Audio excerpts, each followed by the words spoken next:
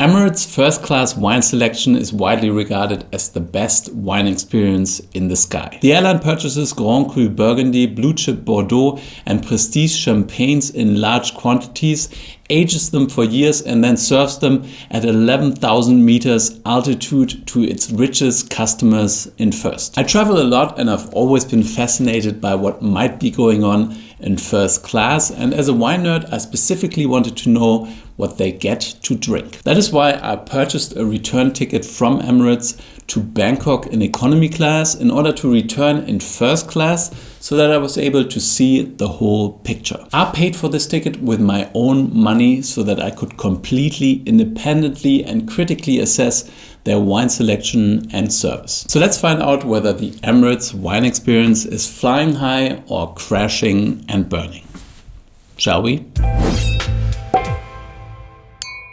Emirates is one of the biggest airlines in the world and it has established a reputation for quality. As the name would suggest, it is based in Dubai in the United Arab Emirates, and it's therefore not the most obvious choice to select wine as a key differentiating factor. However, according to their website, Emirates has invested $1 billion into their wine program since 2006. They are storing 6.2 million bottles of wine in their warehouse in Burgundy, and they're holding that wine back in some cases for more than 1 decade. They currently offer 96 different wines, including sparkling wine, fortified wine and sweet wine, but they don't offer all those 96 wines on every flight. They have a smaller selection depending on the route. The wine is sourced from 12 different countries, 6 European countries and 6 New World countries, but Bordeaux plays a very important role for them, with 57% of all wine being red wine from Bordeaux. They specifically select wines to be consumed on airplanes,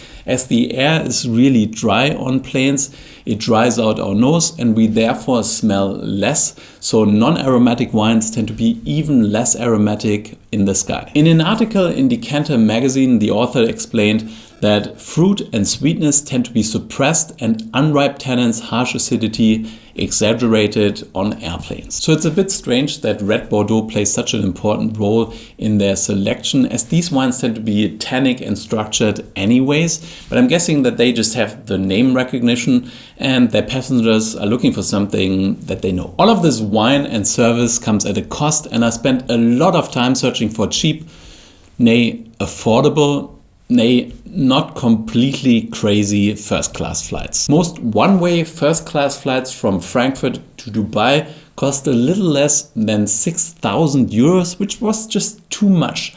But then I discovered a weird little glitch in the system. When I selected a flight from Bangkok to Frankfurt, with a stopover in Dubai, the price dropped significantly, even though it was a much longer flight, allowing me to soak in the first class experience for even longer. So the journey started in Frankfurt International Airport, and for whatever reason I went straight into their duty-free shop to look at their wine selection, which was pretty impressive. I mean, they have a wide range of really great products from all around the world, but I didn't need any more wine for this journey, so I moved on. I was ready to go and maybe a bit too excited. Do you know the song One Night in Bangkok? It just keeps playing inside my head. Unfortunately, I can't play it in the video because otherwise I will be demonetized. But just imagine it or turn it on. Just turn on Spotify and listen to it while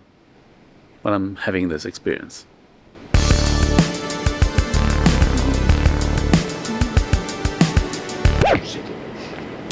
There's someone coming. Anyways, I do enjoy flying long distances, as I rarely otherwise get the opportunity to just eat, sleep and watch movies all day. So I was excited to get on board, and I was sitting in one of those rows with extra leg room, which already felt a little bit like flying in first class. On top of that, I had no one sitting next to me, which was just great. Have you ever spent a flight sitting next to a guy who talks to his camera? I didn't want to put anyone through that experience. They handed out the menu and the food sounded pretty good. I could already see the wine selection on the trolley, and as I was sitting right next to the kitchen, I could see and smell the food while it was being prepared. I ordered a glass of 2023 Rapaura Springs Marlborough Sauvignon Blanc from New Zealand to kick off this trip. It's a pretty widely distributed wine that retails for around about $15. Given what I learned about appreciating wine on a plane, it makes complete sense to serve a Sauvignon Blanc from Marlborough, as this is a super aromatic crowd pleaser and it's still intense even if your nose is not operating at 100%. It was of course served out of one of those clear plastic cups that they use on planes, which is obviously not the best vessel to use when serving wine, but I understand that weight, space and injury risks are more important considerations for them. The braised beef and mushrooms were not a great match with my Sauvignon Blanc, but that was entirely my fault. The food was pretty tasty though. I mean, the pasta and vegetables were overcooked, but the meat was very nice. The pasta salad was a bit of a joke, as it was basically just cold pasta with small pieces of vegetables, and serving pasta salad next to a main course that also includes pasta is maybe not the best choice, but overall this was one of the better economy class meals I've had. After I finished the Sauvignon Blanc, I ordered the red wine, which was the Santa Cristina Cabernet Sauvignon from Tuscany. Santa Cristina is the entry-level brand sold by the Antinori family, and it retails internationally for around about $13. Many of the passengers probably know Cabernet Sauvignon and know where Tuscany is, and it therefore makes kind of sense to have a Cabernet Sauvignon from Tuscany as a red wine. I personally would have liked to see a Sangiovese from Tuscany or a Cabernet from Bordeaux, but that's just me. Alright, I think this is the first time I've ever recorded a video on a toilet, but this is the only place where I get some privacy. So okay, the wine experience. I've tasted all the wines there are in economy class, one white and one red, and they were alright. I mean, they're kind of like bog standard, like not entry level, but in the entry segment of the wine world. So they are not good or great, but they do the job. By the way, the staff was very nice and they looked after me well. They didn't know too much about the wine, but the steward made an extra effort when serving the red wine. He had remembered that I asked to see the label of the white wine, so he showed me the label of the red wine before serving it. But apparently most people don't really care what they drink. They're just kind of going either it's a white wine or red wine, but they don't really want to know what's inside the bottle. That was it. I had tasted all of the wines in their selection, and now it was time for me to watch more movies. The layover in Dubai was unspectacular, and I slept for most of the second part of the journey as there were no new wines to try and I was pretty tired. I woke up as we were going down in order to land, and I had a long chat with the stewardess who gave me lots of tips for Bangkok. I love Bangkok, and even though I was very tired and had a long flight ahead, I still needed to go into the city, eat some of their great food and walk around the neighborhood before heading back to the airport to start my first class experience. Bangkok is one of the most beautiful, chaotic and interesting places in the world. Unfortunately, I only have time for a quick snack. I mean, check out those cables there. That just can't be safe. All right, Bangkok was pretty cool, but now the first class experience starts. I'm pretty excited. First class starts at check-in, where you have a special fast lane security check. I then moved on to the Emirates first class lounge, where you get food and drinks for free. But I was not hungry or thirsty. Instead, I took a shower, which was a complete game changer. I had never done that before at the airport, but there's nothing better than taking a shower in between long flights. Fresh and clean after a change of clothes, I remembered suddenly that I had to check on the process of my ongoing auction, which brings me to the sponsor of this video, Ideal Wine. Ideal Wine is an online platform and it's France's top auction house. Their massive offering is available at a fixed price or at auction, and they've got some amazing wines on that website. Ideal Wine is a great place to find rare bottles, aged wines that are super difficult to locate outside of France, some super premium wines, but also really affordable gems. When I looked at the wine lists for my upcoming first class flights, I spotted an old acquaintance, Leoville Barton from Bordeaux. This is a great wine that also ages really well, so I hopped onto Ideal Wine to see what they have available. They had a 1996, a great vintage in Bordeaux, available at auction on their site at a pretty good price. They offer high-res images of the bottles so that you can verify their condition. They also give you ratings and a lot of information on those wines, and on top of that they also tell you what this wine retails for at the moment so that you can see whether the prices are increasing or decreasing. The bottle and the labels looked great, the level was fine, suggesting that it was aged in pretty good conditions. So I placed my bid, which was super easy, and then I had to wait a while, but the auction was over exactly while I was waiting on my flight in Bangkok. There were other people bidding on that bottle, so it was not clear whether I could secure it for myself. Sometimes people just jump in at the end of the auction and drive the price up. I was crossing my fingers while the seconds were ticking down, and then I got it. A great wine at a great price, and they're shipping internationally to most countries where you guys are based. So click on the link in the description and head over to Ideal Wine's website and use the code KBMW50. The first 200 of you will get 50 euros off of your first order of at least 250 euros. Thank you Ideal Wine for sponsoring this video and making this crazy trip possible. And now let's find out what First Class has to offer. Before leaving the lounge, I left some Cellar Class stickers on the table. You never know, maybe someone in Bangkok wants to learn more about wine from me. But now it was time to board the flight. It was a bit of a strange feeling to use the First Class entrance, but I got a very warm welcome by the crew who guided me to my seat, to my cabin. I had my own private space with a massive seat, a massive TV, a makeup mirror, an orchid in a vase, a toiletry bag, free snacks, a mini bar, doors, a designer headset and 3 windows. But I was there for the wines, and there were 9 wines on offer. Some were from really prestigious estates, most were aged, but there was a pretty big difference between the really great wines and the less exciting ones. All of the dry wines were from France, which I found a little bit strange, and all of them, apart from one wine, were from either Bordeaux or Burgundy. I know that I'm complaining at a high level, quite literally, but the wine world is much bigger than that. The menu looked great, and you can order whatever you want, whenever you want it. They always offer caviar in first, which is an Emirates classic, and then they have a mix of regional, Arabic and Western dishes. I kicked off the flight with a bowl of warm roasted nuts, which were absolutely delicious, together with a glass of 2015 Dom Perignon. I've tasted that wine many times before, but never above the clouds, which was a pretty amazing experience. Emirates claim that they are the #1 global partner of Dom Perignon, which makes a lot of sense as they pour the champagne on all of their flights by the glass. I ordered my food and asked whether I could get 2 wines with each course.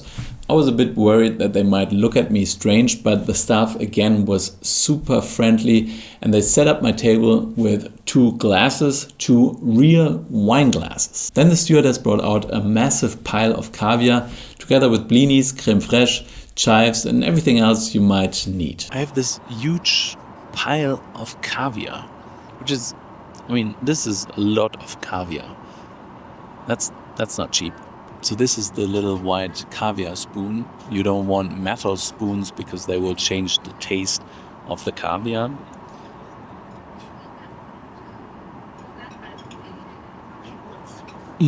Caviar is really all about the texture, the saltiness, and this is pretty good. I had ordered the Louis Jadot Chassagne-Montrachet Les Chenevottes and the 2015 Fieuzal Blanc from Bordeaux. What the hell is my life? It's just a bit too crazy. Next came the tuna teriyaki, which looked beautiful and tasted just as good. It was not as spectacular as the caviar, but it tasted much better with the wines, especially with the Fieuzal. So the tuna round also goes to Chateau de Fieuzal. This is kind of spicy, but not really hot. And juicy, aromatic. There's some lime flavor coming through as well. And that's perfect with the white Bordeaux. Just a great, great match. The next course was the seared beef tenderloin, and it came with two wines that were both 16 years old. The 2008 Louis Jadot Clos Vougeot Grand Cru and the 2008 Leoville Barton. Both wines were absolutely delicious, but the Clos Vougeot, one of the most famous Grand Cru sites in Burgundy, won this matchup above the clouds. This is again really interesting. I'm tasting a Clos de Vougeot 2008 from Louis Jadot next to the 2008 Leoville Barton, and obviously two different regions, different grape varieties, different styles, but both pretty high-end wines. I was ready to kick back and relax, but the crew had different plans for me. They had noticed that I'm very interested in wine, so they brought out their favorite wines for me to taste. So they served the Larrivet Haut-Brion from the great 2009 vintage and the 2015 Haut-Brion from Tuscany. Both wines were really nice, but they were not at the same level as the previous pair. The sweet wines, the 2017 Chateau and the 1981 Daus Coleta, were stunning. They really didn't taste as sweet, and as they were so concentrated, they really came across very balanced, high up in the air, and they were a perfect match with the cheese platter. So the Sauterne is just super delicious. Pineapple, mango, vanilla. It's very complex and absolutely beautiful. And the port, just the same, just different aromas, figs, dried prunes, but also lots of concentration, lots of presence, and just yeah. I did not expect the cheese to be good, but it was really high quality stuff. The epic battle for the blue cheese crown. Sauterne or port? Which one is better? Power, concentration, both are excellent. But for me, the Sauterne has the edge. I don't know whether it was the lack of sleep, the wine, the full stomach, or the movie that I was watching, but for a moment I was a bit overwhelmed with gratitude. I get to do so much crazy, amazing stuff that I never dreamt of doing, and I'm very grateful for it. But my moment of mindfulness was disturbed by the stewardess who told me that my shower is ready. I know this is completely unnecessary, but I had to take the opportunity to shower at 11,000 meters above sea level, a completely weird experience. But to be honest, it's a little bit like showering at a cheap motel bathroom if you're not taking into consideration that you're flying through the sky. Been there, done that. After the shower, I had some time to relax and close my eyes before landing in Dubai. Dubai is the home of Emirates, and they certainly didn't spare any expense when it comes to their first class lounge over there. It is absolutely massive, and they have several different seating areas, a bar and a restaurant where you can get anything from freshly baked croissants to sushi to pizza. I really wasn't hungry and I wasn't thirsty, but I had to do a little tasting comparing the 2008 Large Barge to the 2008 Leoville Barton, also to find out whether the Leoville Barton tastes different on the ground compared to up in the sky. I found the Leoville Barton a bit softer and less edgy compared to what I remembered of my tasting experience in the sky, and that's obviously consistent with what I read about tasting wines up on a plane. After hanging out at the lounge for a while, I went back to the gate and took a seat in my next cabin, which looked pretty much exactly the same as the previous one, but the wine list was different. I was a bit disappointed, as originally they had the 2006 Vega Sicilia Unico listed for that flight. A great wine, and I was at the winery only a few months ago, so I would have loved to taste it again. But apparently they had just taken it off, removing the best red wine for this flight from the list without any replacement. But obviously I had had a lot of great wine at that point, so I wasn't complaining. you know. So instead, I tasted the 2015 Malactique La Gravière, another delicious white Bordeaux, while unpacking my complimentary pyjamas. I didn't know what time of the day it was anymore, but I quickly discovered that it was an overnight flight as they only had a limited amount of dishes available. I ordered a prawn cocktail and mini burgers together with a 2011 Louis Latour Corton Charlemagne Grand Cru and the 2016 Le Serenove de Ornellaia. Those were two delicious wines, but the Corton Charlemagne was absolutely stunning, a beautiful, great wine, aged to perfection, just a delicious, delicious experience. That freshness, I mean, this is Grand Cru wine. I was really tired at that point as I had only slept for a few hours over the last 2 days. So I asked the stewardess to convert my seat into a bed, and then I slept for the first time lying down on an airplane in a almost proper bed. Good night. Roughly 48 hours after leaving my home, I arrived back in Frankfurt, completely jet-lagged, tired with cramped up limbs, but really excited about the adventure that I had just experienced. This was really special, and even though I could get used to flying in first class more often, I'm probably not going to be able to repeat that experience anytime soon. I have to say though that while the comfort level, the food, the wines and the privacy is much better in first class, the Emirates staff were actually really nice and friendly in both classes. However, the Emirates first class wine experience was pretty amazing, and being able to taste these great wines aged gracefully is just really special. It could be better if it would include more wine growing countries and regions, maybe also some less known grape varieties and some styles that should do really well up in the sky, like for example a Riesling Cabernet. While the staff was very nice and looked after me extremely well, they did not really know a lot about the wines. Even basic questions like where's this wine from or what are the grape varieties in that blend just couldn't be answered by the staff, which is not great. I think if you serve wines at that level and pride yourself in having the best wine program in the sky, you also need to make sure that your staff is well educated, and that wasn't really the case. I don't expect them to be top sommeliers, but I think their guests would probably appreciate it if they could guide them a little bit and explain those wines in more detail if they had any questions. However, this was a great experience and I'm extremely thankful for being able to do silly stuff like that. By the way, I did offset the miles that I traveled on this very luxurious trip by using the service in the description if you ever look for a way to offset your CO2 footprint. So thank you for watching. I hope you enjoyed this video. If you did, then please like it down here and subscribe to my channel. My question of the day is, what is your favorite wine on a plane experience? Let me know down below. But whatever you do, stay thirsty.